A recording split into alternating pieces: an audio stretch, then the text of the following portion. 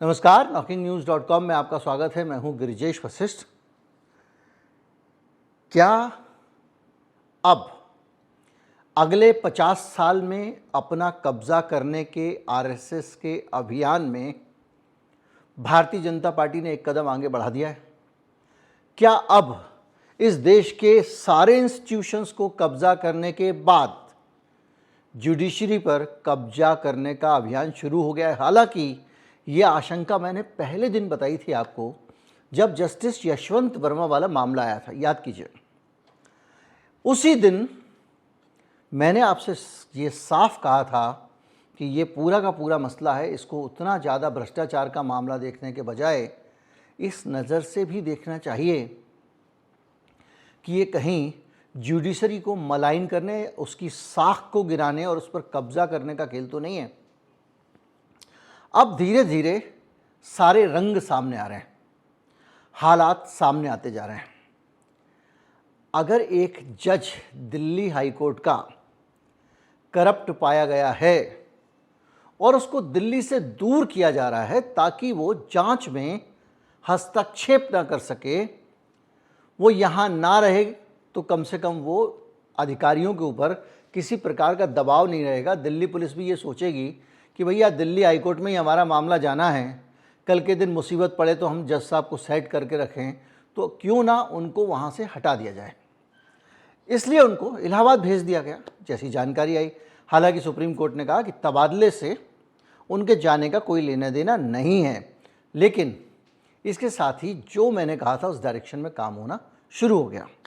देखिए, पहले बयान आया धनखड़ साहब का, उपसभापति साहब का, बैठ के सदन में बोले कि ये तो बड़े गंभीर बात है, ऐसा ऐसा फला ढिमका, और हमको इस पर चिंता करने की ज़रूरत है। और एक बैठक बुलाई, बैठक बुला के सभी पार्टियां भी समझदार थी, उन्होंने कहा हम कुछ नहीं बोलेंगे, क्योंकि एक बार 2014 में ये फंस चुके थे बीजेपी के चक्कर में, सारे के सारे आ गए थे।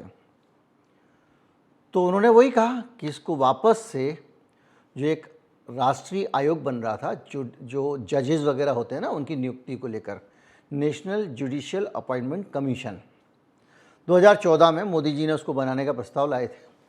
उस प्रस्ताव को सारी पार्टियों ने समर्थन कर दिया, सब ने, वहाँ लेफ्ट राइट सब। और बाद में क्या हुआ, सुप्रीम कोर्ट ने कहा कि ये टर्न डाउन कर दिया। 5 मेंबर जो बेंच थी, इसमें 4 लोगों ने कहा कि ये जो है संविधान के खिलाफ है आपका ये प्रस्ताव, और उसको वापस कर दिया। अब उस कमीशन को ये दोबारा बनाना चाहते हैं। अभी हम समझेंगे उस कमीशन में क्या खासियतें हैं और उसको बनाने से फ़ायदा है या नुकसान है। तो क्या हो रहा है कि अब एक प्रेशर बनाया जाना शुरू हो गया है। जस्टिस संजीव खन्ना को दूसरे दिन थोड़ा सा धनखड़ साहब ने रिलैक्स भी कर दिया कि आप जो है वो अच्छा काम कर रहे हो, आपने सब कुछ ट्रांसपेरेंट कर दिया वगैरह वगैरह, उनके बारे में बोल दिया। लेकिन जुडिशरी निशाने पे है। खड़गे साहब को कहा आप आ जाओ चैम्बर में बात करो, उन्होंने कहा यहीं बात करो जो करनी है। तो एक तो ये पहल धनखड़ साहब से हुई। दूसरी तरफ आपके जो भारतीय जनता पार्टी के राष्ट्रीय वकील हैं, वो पहले दिन से ही जुडिशरी में ये हो रहा है वो हो रहा है, इस पर लगाम लगाने की ज़रूरत है, बोलते चले जा रहे हैं। अब कौन बचा?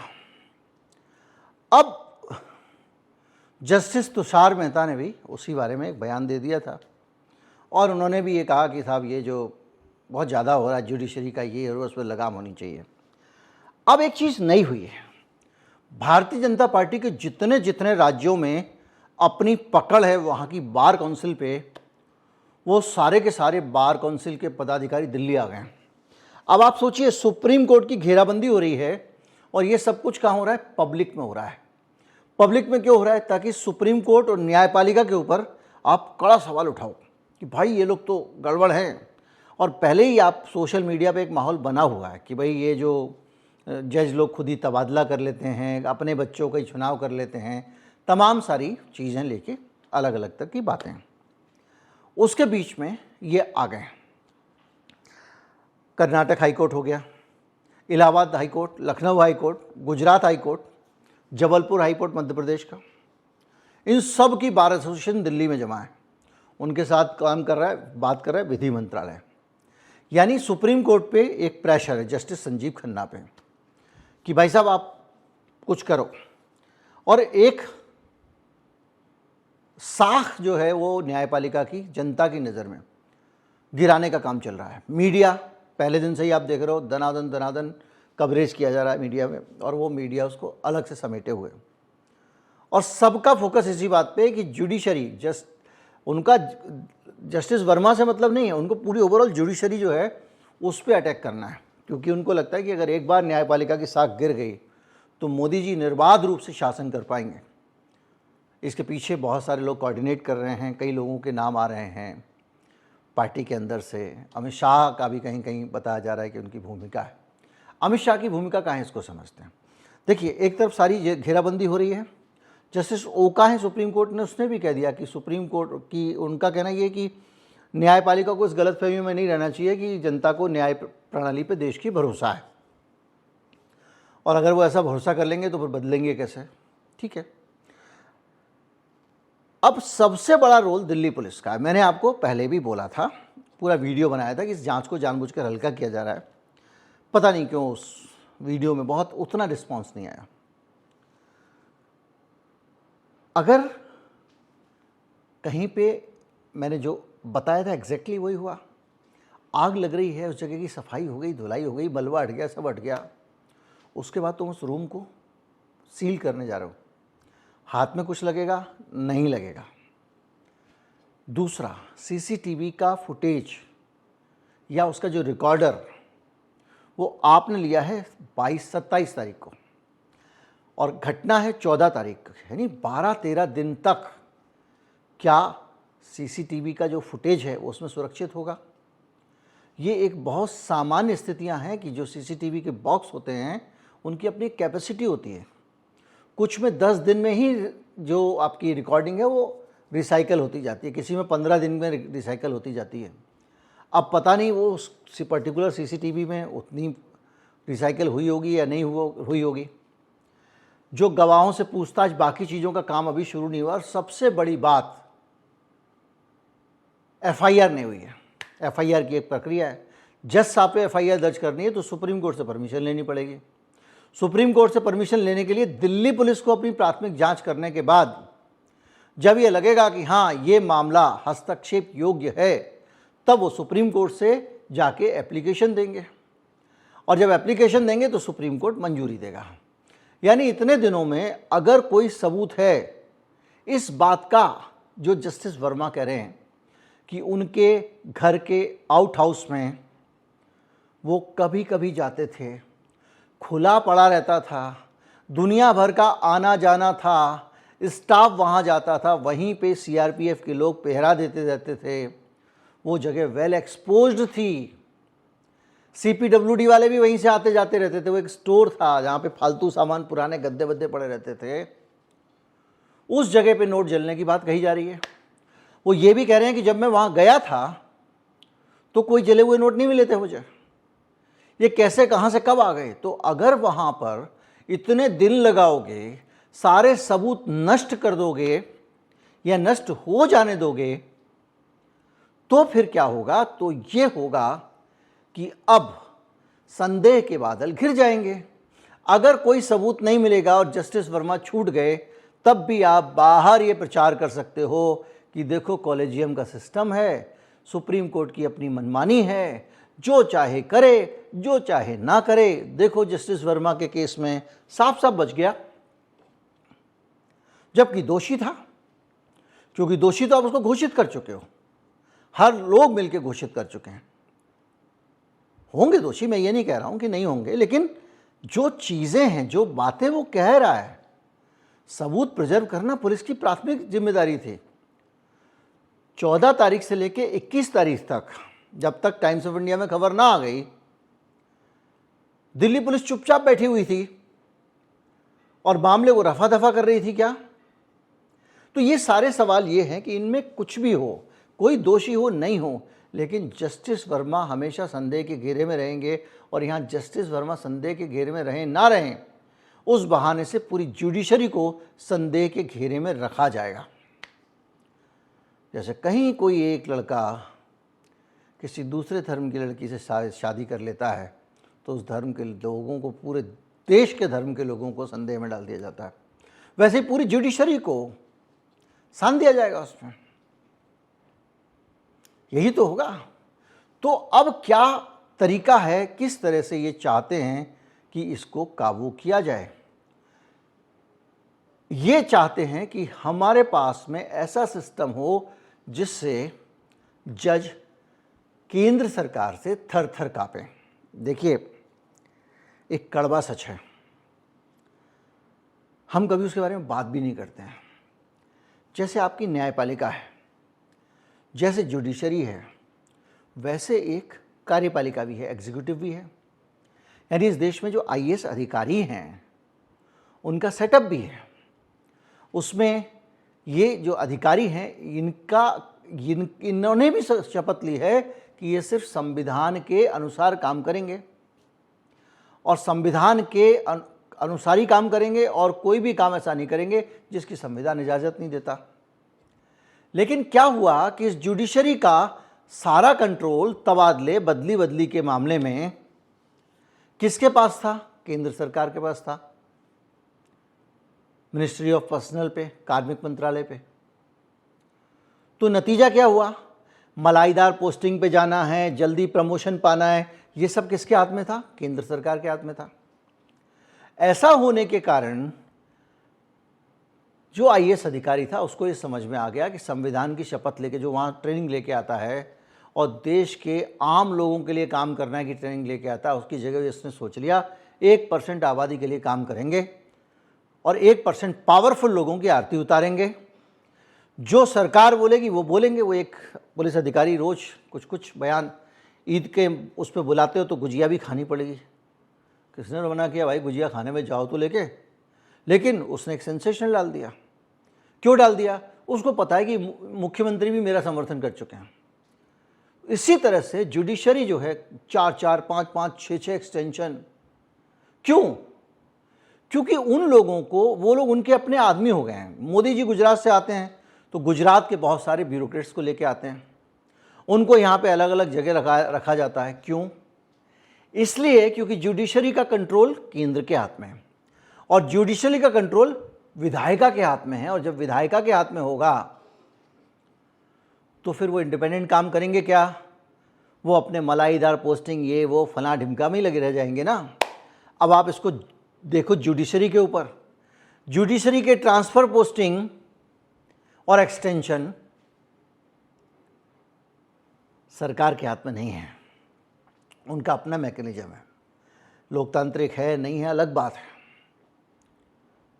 उनके 4 जज सुप्रीम कोर्ट के मिल के तय करते हैं किस आदमी का क्या करना है, सबसे सीनियर 4 जज। तो वो अभी भी इनके प्रेशर से बची हुई है। अब ये करना क्या चाहते हैं? ये चाहते हैं कि किसी तरह से हमारे काम में आ जाए। तो एक बनाया गया national judiciary appointment commission, NJAC। यहाँ से शुरू होती है कहानी NJAC के बारे में कि NJAC है क्या, कैसे काम करेगा और कैसे काम करेगा तो तब जब लागू होगा, कैसे इसको लागू करना था, जनता को कैसे मैनेज करना है, जनता को कैसे काबू करना है, कैसे प्रोटेस्ट कराना है, कैसे सारी बार काउंसिल को सुप्रीम कोर्ट के सामने खड़ा कर देना है, कैसे सुप्रीम कोर्ट को दबाव में लेना है। ये सारी कलाएं, आर्ट, सोशल मीडिया से लेके मीडिया तक और संगठन तक ये सुप्रीम कोर्ट के पास नहीं है। ये किसके पास में है? ये पॉलिटिशियंस के पास में। पॉलिटिशियन सुप्रीम कोर्ट को दबाव में लेने की कोशिश कर रहे हैं।